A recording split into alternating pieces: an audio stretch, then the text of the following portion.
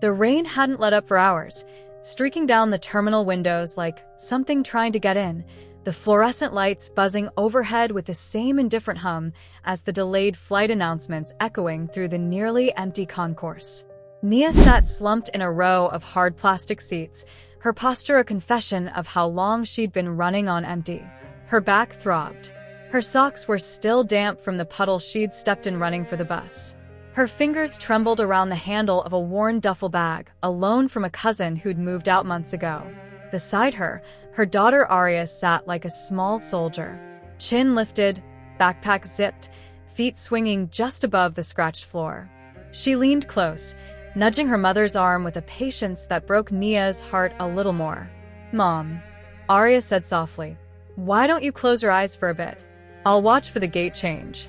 Nia shook her head, a slow, heavy motion. "No, baby. What if they call it early, and we're not paying attention?" "You always say," Aria replied, slipping into a gentle imitation of her mother's voice, a small grin on her face. "If it's meant for us, it'll wait."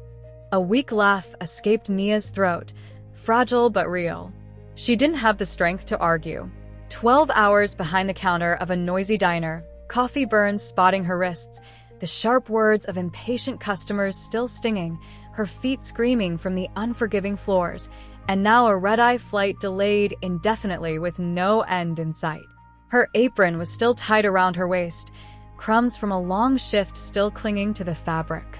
Her hair, once thick and full of life, was pulled into a tight, weary bun, the edges fraying under the harsh terminal lights. She didn't feel like a woman tonight. She was simply a tired mother, fighting to stay conscious in a world that refused to pause. Aria leaned her head against Nia's shoulder. "I'm not sleepy yet," she whispered. "I'm just glad we're going somewhere new." Nia turned toward her daughter and managed a real smile. "I'm glad you're here." A cold, robotic voice cut through the air over the intercom. "Flight 227 to Dallas, now boarding all first-class passengers." Nia's stomach clenched. She glanced down at their crumpled economy tickets. The far back, the seats that made her knees ache and her pride shrink. Still, she rose slowly, a groan slipping out as her stiff legs protested. "Let's go wait in line, sweetie." But as she stepped forward, a voice cut through the noise. A deep, calm baritone. "Would you like to board with me?" Nia turned, startled. The man was tall, his presence filling the space. He wore a charcoal suit that seemed to absorb the light, so sharp it made her conscious of the lint on her sleeves. His tie was loosened, like he'd just stepped away from something important. But his eyes weren't cold. They were searching. I'm sorry," she stammered. He nodded toward the boarding desk. "You look like you're running on empty. Let me walk you in. You and your daughter." Nia blinked. "We're not first class." "She's with me," the man said calmly, nodding to the gate agent without waiting for her to protest. "I'll handle it." The agent barely paused, scanning their tickets and waving them forward. The man didn't ask again. He simply placed a warm hand on the small of her back, not pressing, just guiding. Before she could summon her pride to refuse, she was walking beside him. Aria followed, wide-eyed, gripping her mother's fingers. They passed the other waiting passengers, the slumped figures, the glowing laptop screens. Nia felt every eye on her, a silent chorus of judgment. She didn't belong here, but somehow, she wasn't afraid. The man said nothing until they reached the entrance to the jet bridge. Then, just before stepping onto the ramp, he leaned closer. "You looked like you were about to collapse," he said, his voice low and not unkind. "No one should have to fight that alone." She didn't know what to say. He nodded once, then walked forward without waiting for a reply. That was the beginning. The moment fate stopped making her wait. First class was another world. The second Nia stepped into the cabin, her jaw went slack. Cream leather seats stretched out like thrones. Soft lighting glowed along gold-lined edges. And the silence, it was the kind you paid for. No crying babies. No jostling for space. Aria gasped. "Mom, are those real pillows?" Nia squeezed her hand. "Don't touch anything." The man, who she now knew was called Elias Vance, was already settling into seat 2A. He looked like he belonged there, not just because of the suit, but because of the stillness he carried. Power didn't drip off him. It hummed beneath his skin.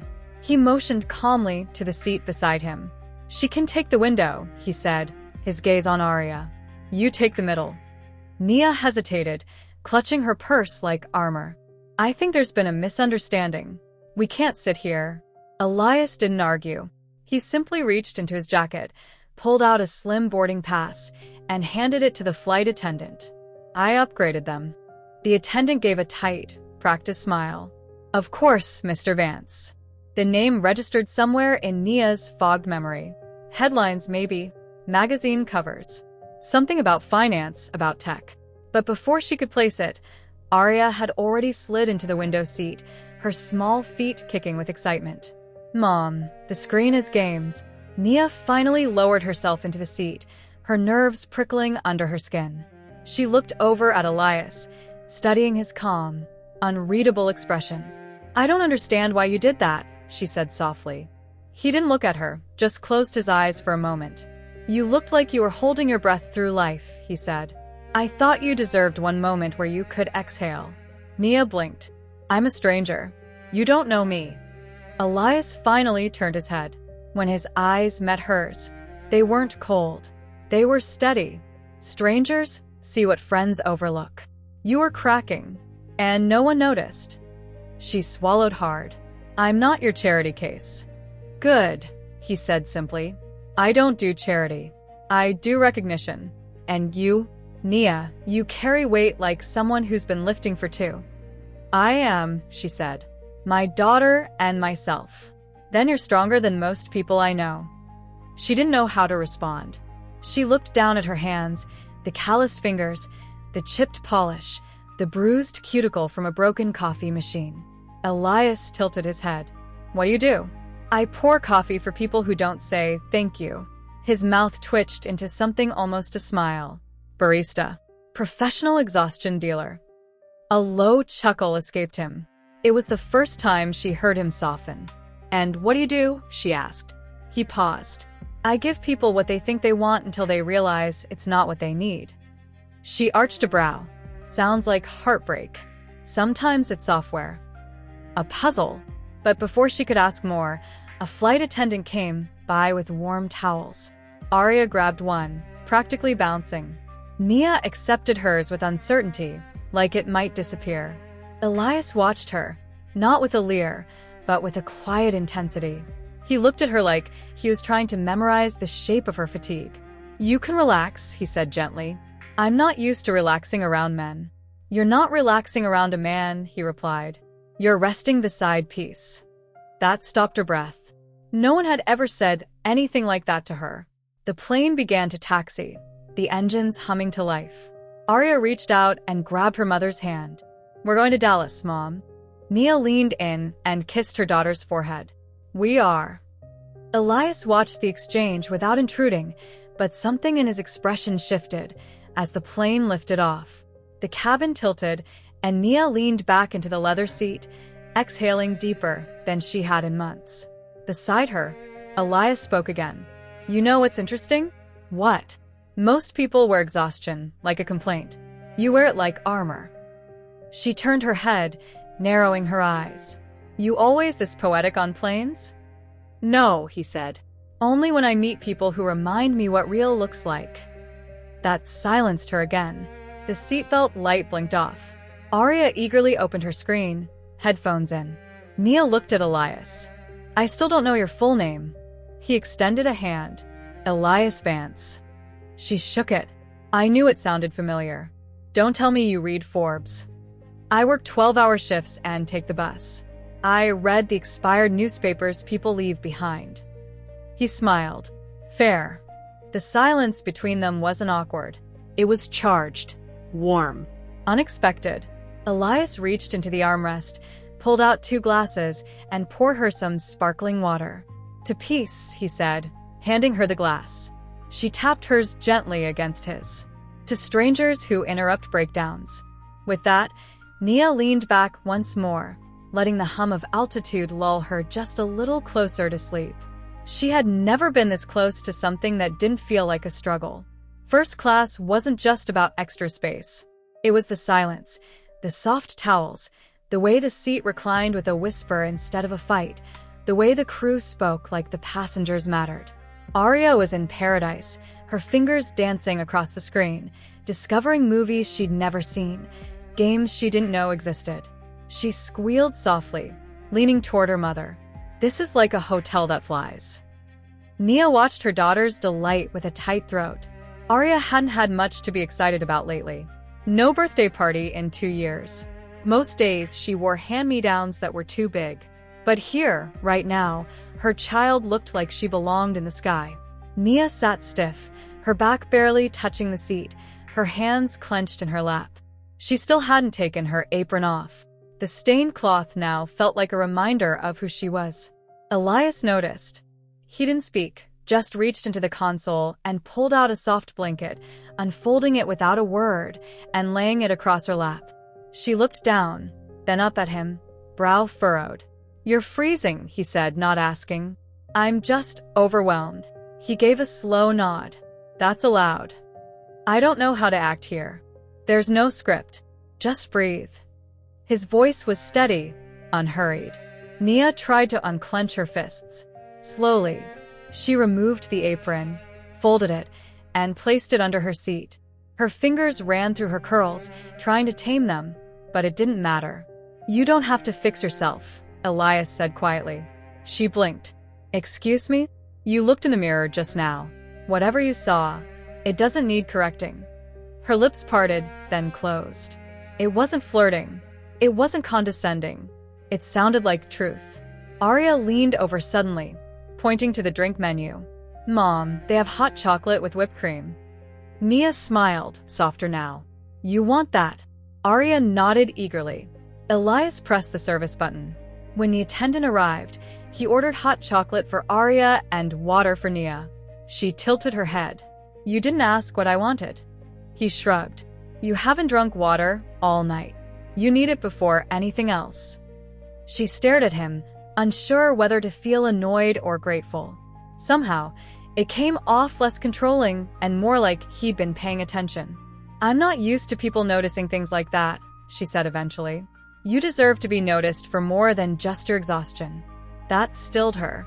She turned away, looking out the window where city lights blinked below like scattered promises. Minutes passed. Arya sipped her hot chocolate, humming. The cabin lights dimmed. Elias sat with one ankle crossed, flipping casually through the in-flight magazine. No phone. No laptop. He was just there. "Do you always fly like this?" Nia asked. He nodded. "Often. And you always upgrade random strangers?" "No." "Then why me?" He set the magazine down. "Because something about you made me pause." She scoffed lightly. "That sounds like a line." "I don't do lines. I do instincts. And mine said you needed one night off from surviving." That silenced her again. Her head leaned against the seatback. She fought the weight in her eyelids. "You're afraid to fall asleep," Elias observed.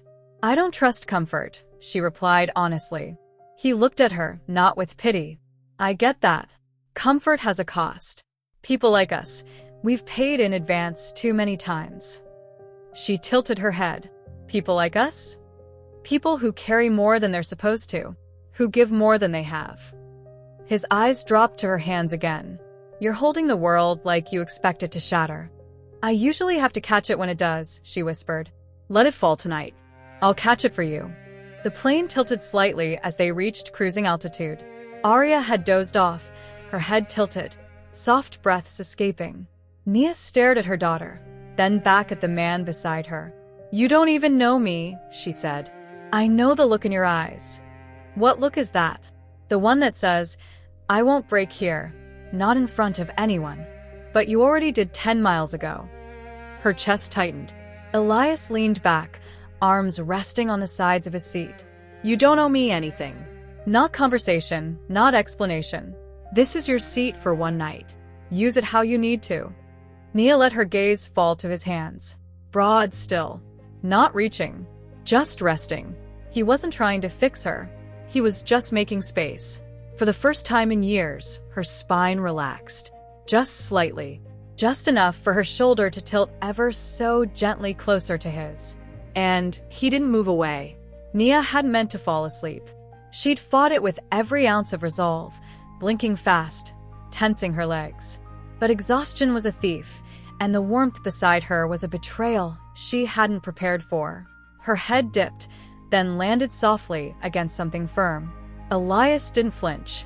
His body absorbed the contact like it had been waiting. His arm rested on the armrest, still unmoving, but his shoulder now cradled her temple. Nia stirred once, a faint sigh slipping from her lips, but she didn't pull back.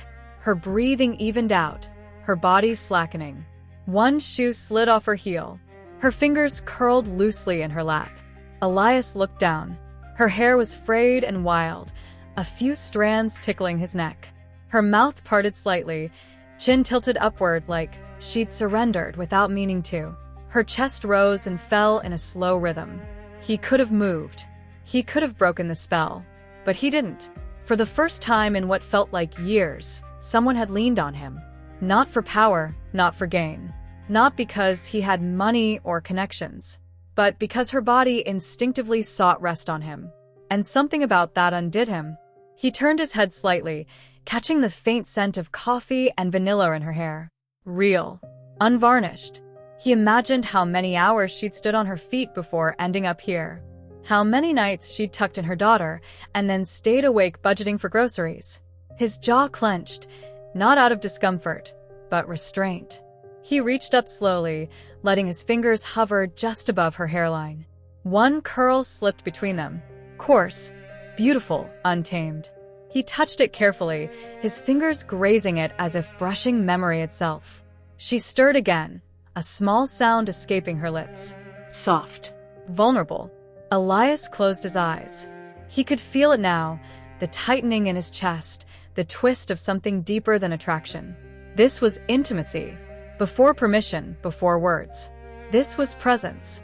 He looked past her toward Arya, still asleep, curled into a perfect ball, her small face pressed against the plush pillow. She looked safe.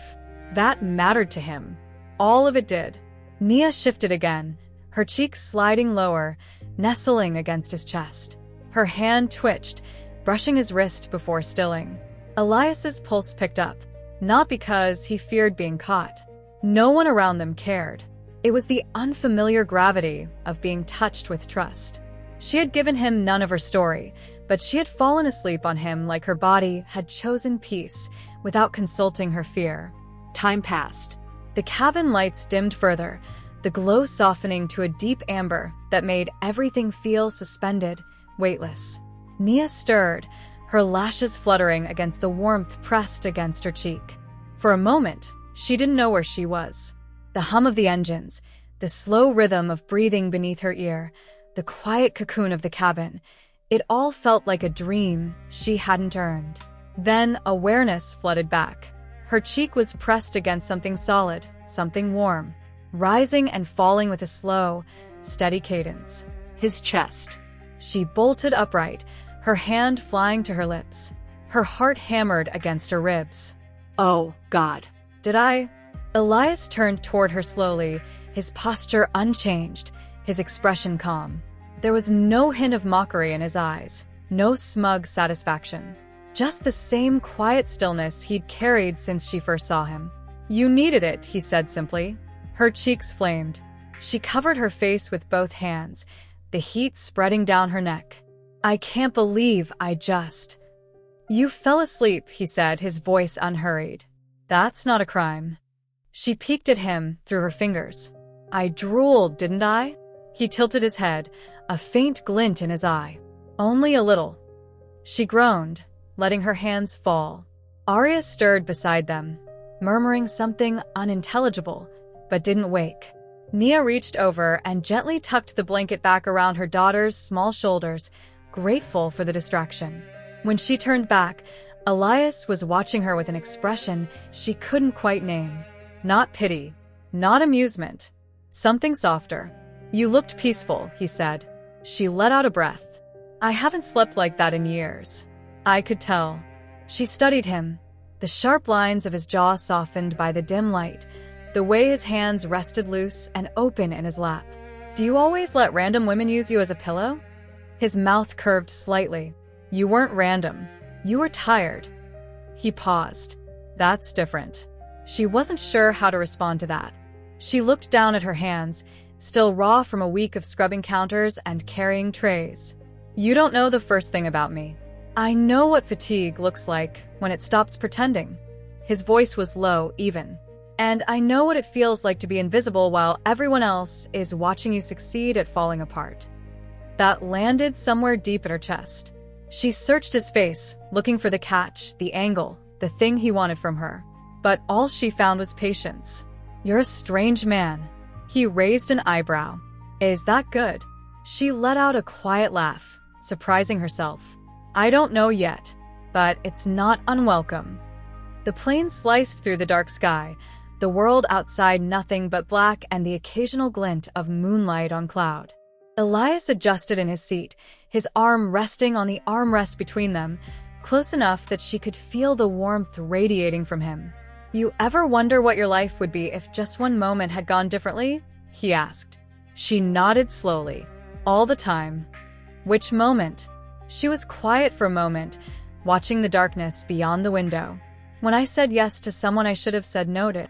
Her voice was soft, barely audible over the engines. "When I chose survival over myself." He leaned his head back against the seat, his eyes on the ceiling. "You were young. Too young to know what love isn't. Old enough to believe I deserved less." She glanced at him, surprised by the way he said it, not as pity, but as recognition. He turned his head to meet her gaze. "I had a ring in my pocket once," he said. "Never gave it." Her brow furrowed. "Why not?" She asked what my net worth was before she said, "I love you." His voice was flat, matter of fact. "That told me everything." Nia winced. "Ouch." He gave a short, humorless laugh. She said it with a smile, too, like it was normal. She looked at him, really looked. The suit, the name, the first-class seat, all of it had seemed like armor when she first saw him. But underneath, there was something else. Something that recognized the weight she carried because he carried his own. Arya shifted in her sleep, a small sound escaping her lips. Nia reached over and brushed the hair from her daughter's forehead, the familiar gesture grounding her. "She keeps me going," she said quietly. Elias followed her gaze. "She seems grounded." "She is. Sometimes too much." She smiled faintly. "She reminds me to hope when I forget how." He looked back at her, and something in his expression shifted, opened. "And who reminds you that you matter?" The question caught her off guard. She opened her mouth, then closed it. No one had asked her that in longer than she could remember. The truth sat heavy in her chest, refusing to be dressed up. "No one lately," she whispered. He reached over, not to touch her, but to place a folded napkin in her hand. She looked down, unfolding it carefully. Inside, a single word in bold pen strokes, "Matter." She stared at it, her throat tightening. He didn't explain, didn't elaborate. He just sat beside her, letting the weight of the words settle between them. For the first time in a long time, she believed it. Not because someone said it, but because someone saw it. The quiet between them shifted. It was no longer just the absence of noise. It was charged, slow, a hum that seemed to move beneath the leather of their seats. Elias turned toward her fully, and she felt the heat of his attention like a physical thing. "If I kissed you right now," he whispered, his voice barely audible over the engines, "would that make me selfish?" Her heart pounded, but she didn't look away. "Only if you stop." He moved slowly, giving her every chance to pull back. His hand found her jaw, his fingers curving along the bone with a gentleness that made her breath catch. His thumb brushed her cheek once, twice, and then his mouth was on hers. Not hurried, not rough, reverent. She melted into him without thinking, her hand finding the front of his shirt and curling into the fabric. The kiss deepened, slow and exploratory, his tongue meeting hers like they were learning a language neither had spoken before.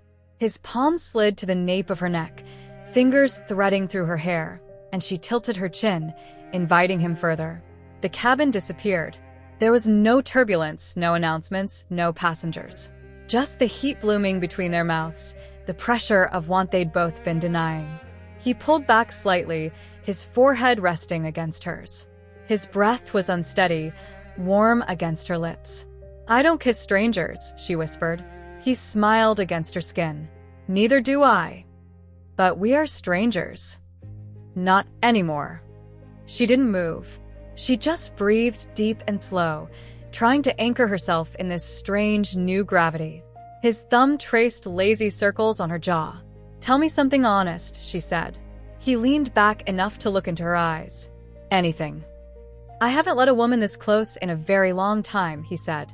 "Because I got used to being wanted for what I could give, not who I am." Her hand rose, cupping his cheek. The slight roughness of his jaw against her palm felt grounding, real. "And what do you want now?" He closed his eyes at her touch. "To matter to someone who doesn't care about my last name." She was quiet for a moment, feeling the weight of his words. Then she spoke, her voice steady. "You do.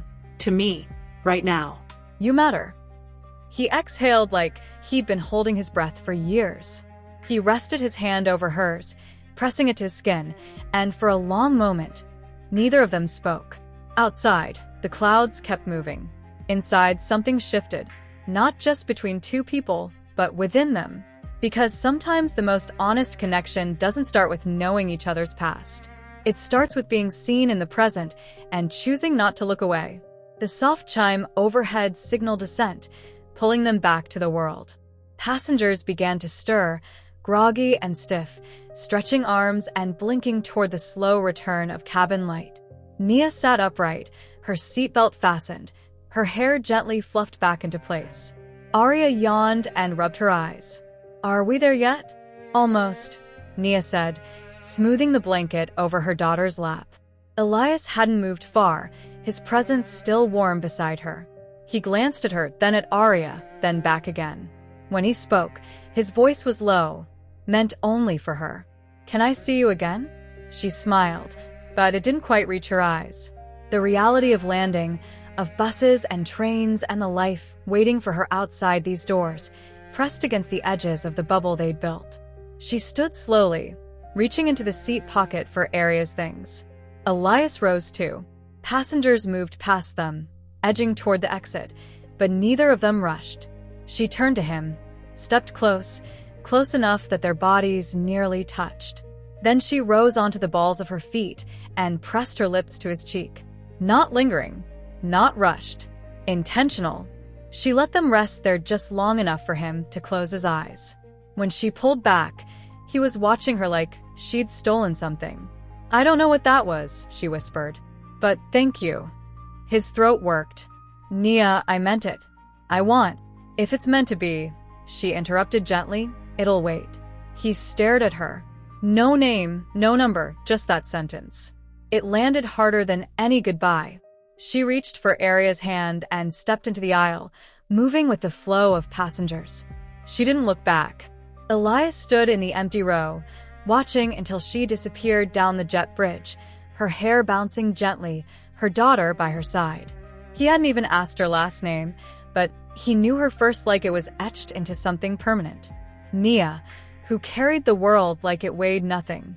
Nia, who trembled beneath his fingers but never asked to be saved. Nia, who left him with silence instead of promises. The line moved. He stepped out of the row, grabbing his briefcase. As he entered the aisle, surrounded by strangers, he realized he didn't need her number to remember her. He already couldn't forget.